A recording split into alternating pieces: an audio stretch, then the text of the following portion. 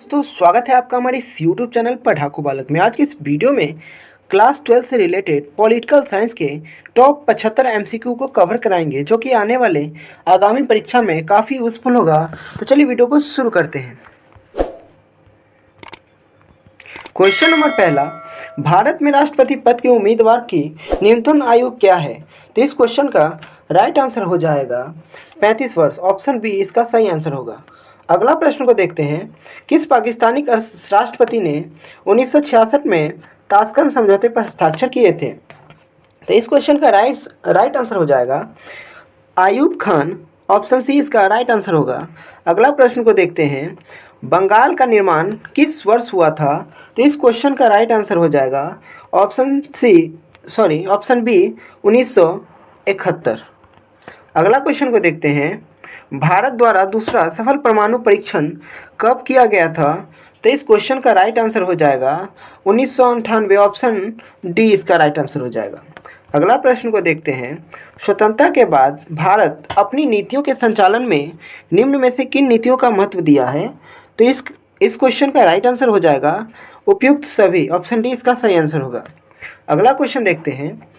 भारतीय संविधान के किस अनुच्छेद में विदेश नीति के संबंध में दिशा निर्देश दिए गए हैं?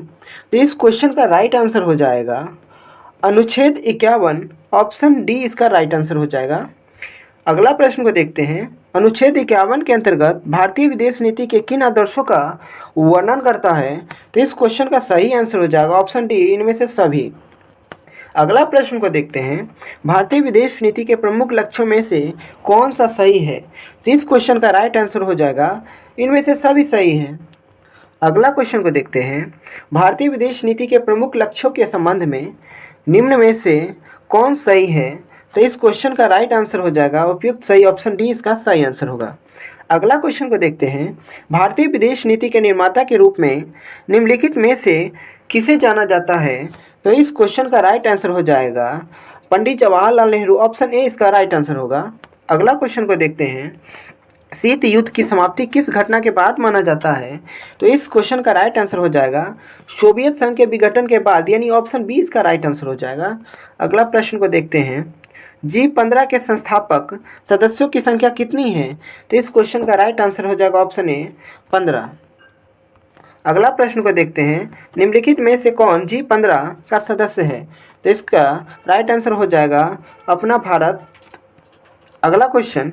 कोलकाता तथा ढाका के बीच बस यात्रा की शुरुआत किस प्रधानमंत्री के शासनकाल में हुआ? तो इस क्वेश्चन का राइट आंसर हो जाएगा H D Deve Gowda. Option c इसका राइट आंसर हो जाएगा। अगला प्रश्न को देखते हैं। फरक्का गंगा जल बंटवारा बिसेक समझौता किन दो देशों के बीच हुआ था? तो इसका राइट आंसर हो जाएगा ऑप्शन ए भारत और बांग्लादेश के बीच। अगला प्रश्न को देखते हैं। दिल्ली लाहौर बस सेवा कब चालू की गई थी? तो इस क्वेश्चन का राइट आंसर हो जाएगा ऑप्शन ए 1999 में। अगला प्रश्न को देखते हैं। पाकिस्तान द्वारा माना जाने वाला आज़ाद कश्मीर कितना वर्ग किलोमीटर का क्षेत्र है? तो इस क्वेश्चन का राइट आंसर हो जाएगा ऑप्शन ए 32,000। अगला प्रश्न को देखते हैं। भारत का पहला अंतरिक्ष यान कौन था? तो इस क्वेश्चन का राइट आंसर हो जाएगा ऑप्शन ए आर्यभट्ट प्रथम। अगला प्रश्न को देखते हैं। भारत का प्रथम अंतरिक्ष यान आर्यभट्ट प्रथम कब प्रक्षेपित किया गया था? तो इसका राइट आंसर हो जाएगा ऑप्शन बी 1975। अगला प्रश्न को देखते हैं। एक ध्रुवीय विश्व किस देश के प्रभुत्व का परियाचक होता है? तो इस क्वेश्चन का राइट आंसर हो जाएगा ऑप्शन डी अमेरिका का। अगला प्रश्न को देखते हैं। तनाव शैथिल्य का दौर कब शुरू किया गया? तो इसका राइट आंसर हो जाएगा ऑप्शन सी 1970 के बाद। अगला प्रश्न को देखते हैं। गुट निरपेक्ष आंदोलन के प्रथम शिखर सम्मेलन में भारत का प्रतिनिधित्व किसने किया? तो इस क्वेश्चन का राइट आंसर हो जाएगा पंडित जवाहरलाल नेहरू। अगला प्रश्न को देखते हैं। दक्षिण एशिया का सबसे बड़ा देश कौन सा है? तो दक्षिण एशिया का सबसे बड़ा देश है अपना देश भारत। अगला प्रश्न देखते हैं। एंटी बैलिस्टिक मिसाइल संधि, जिसको शॉर्ट फॉर्म में एबीएम कहते हैं, वह किस वर्ष हुई है? तो इस क्वेश्चन का राइट आंसर हो जाएगा 1972। ऑप्शन बी इसका राइट आंसर होगा। अगला प्रश्न को देखते हैं। नाटो की स्थापना किस वर्ष की गई थी? तो नाटो की स्थापना 1949 में की गई थी और इस क्वेश्चन का सही आंसर है option B.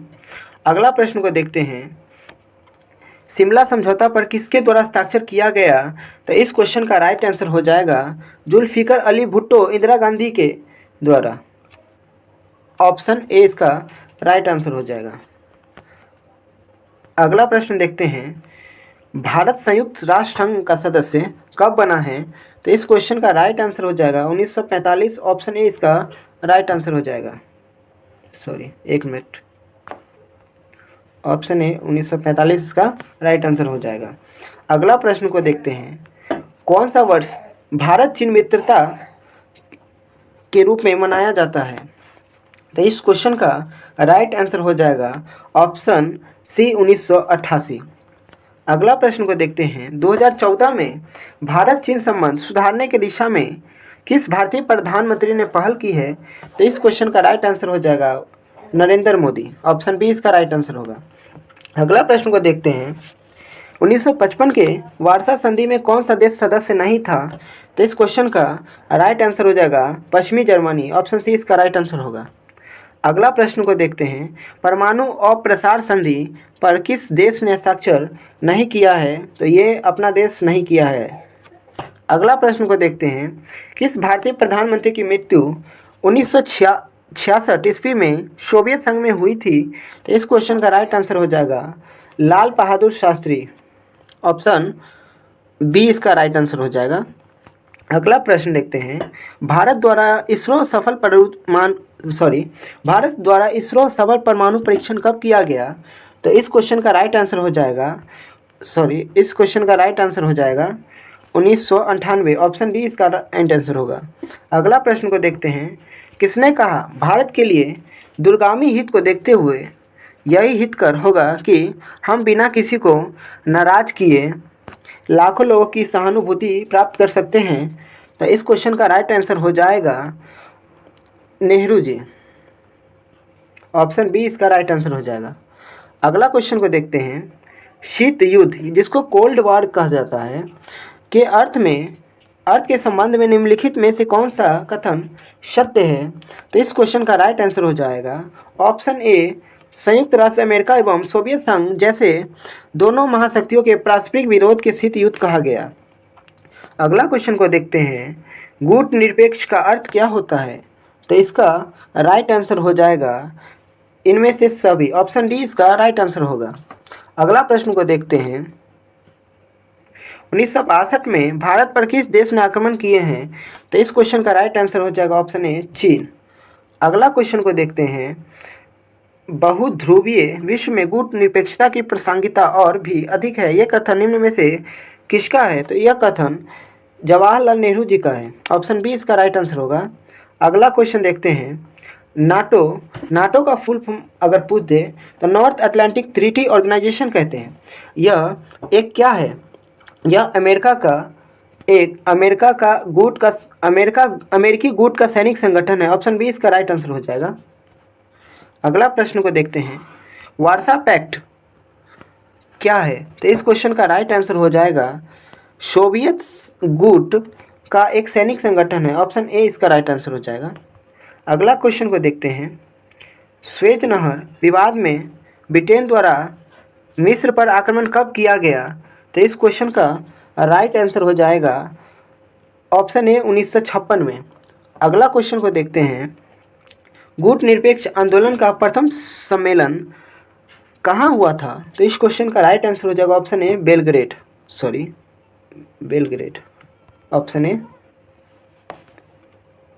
Belgrade.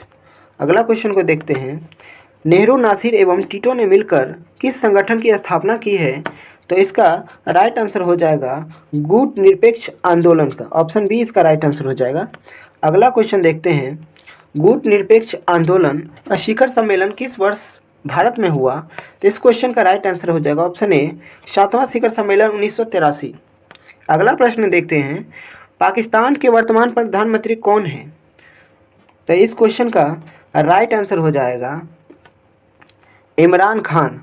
Option c इसका राइट आंसर हो जाएगा। अगला प्रश्न को देखते हैं, पंचशील समझौता किन दो देशों के बीच में हुआ था? तो इस क्वेश्चन का राइट आंसर हो जाएगा भारत और चीन। ऑप्शन डी इसका राइट आंसर हो जाएगा। अगला प्रश्न को देखते हैं, पंचशील के सिद्धांत में निम्नलिखित में से कौन सही है? तो इस क्वेश्चन का राइट आंसर हो जाएगा उपयुक्त में सभी सही है। अगला क्वेश्चन को देखते हैं, पंचशील सिद्धांत को संयुक्त राष्ट्र संघ में कब मान्यता प्रदान की गई? तो इस क्वेश्चन का राइट आंसर हो जाएगा ऑप्शन डी 1959 में।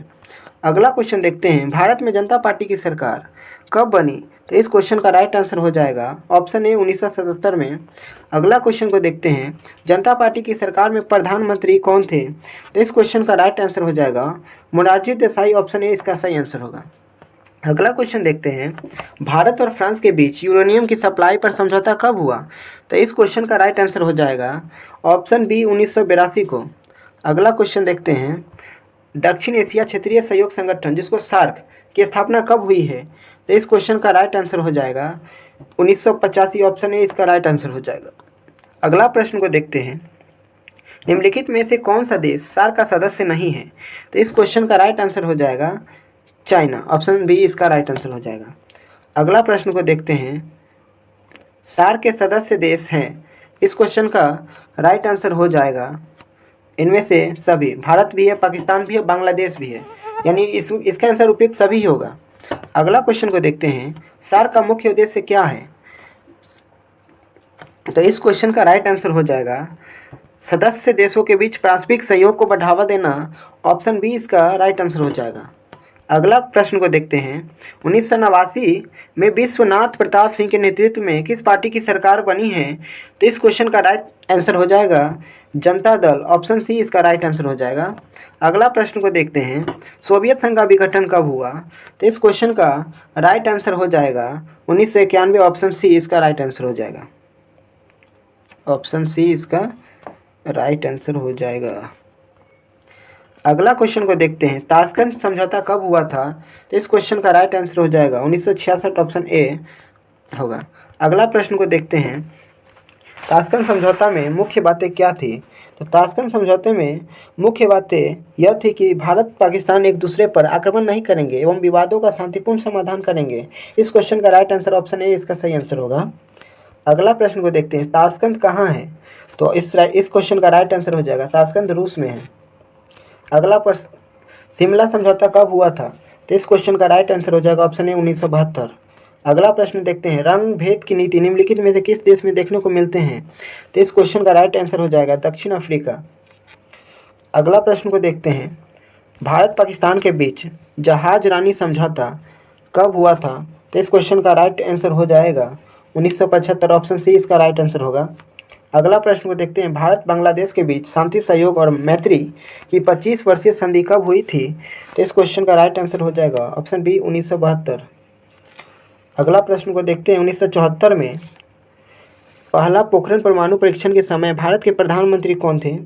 तो इस क्वेश्चन का राइट आंसर हो जाएगा इंदिरा गांधी। अगला प्रश्न को देखते हैं, जवाहरलाल नेहरू ने भारतीय विदेश नीति का प्रमुख आधार निम्नलिखित में से किसे बनाया था?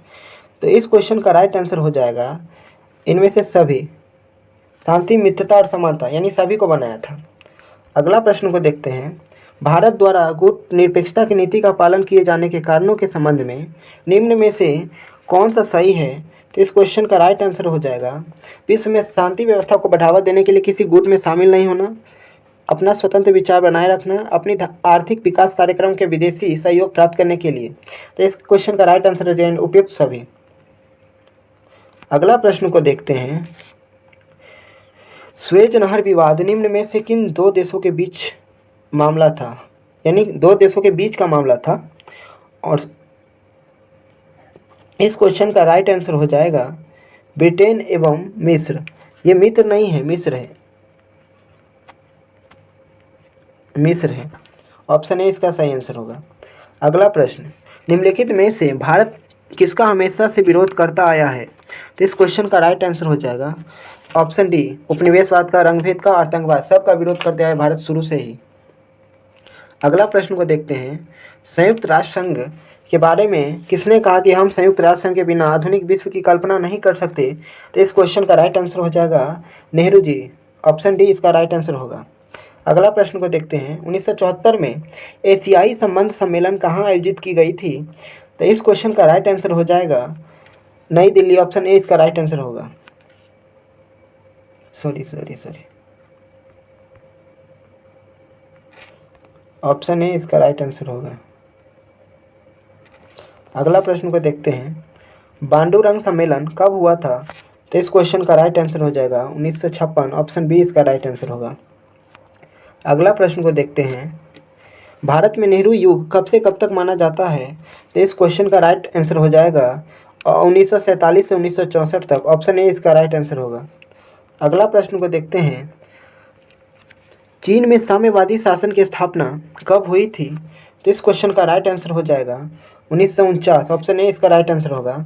अगला प्रश्न को देखते हैं और आज के इस सेशन का सबसे आखिरी सवाल, पंचशील समझौते के समय चीन के प्रधानमंत्री कौन थे? तो इस क्वेश्चन का राइट आंसर चाओ इन लाई। ऑप्शन ए इसका सही होगा। तो आज के वीडियो में बस इतना ही। अगर हमारा यह वीडियो आपको अच्छा लगा तो एक लाइक, कमेंट और शेयर ज़रूर से करें और आने वाले वीडियो के लिए हमारे इस चैनल को ज़रूर से सब्सक्राइब कर लें। तो आज के वीडियो में बस इतना ही। Thank you so much.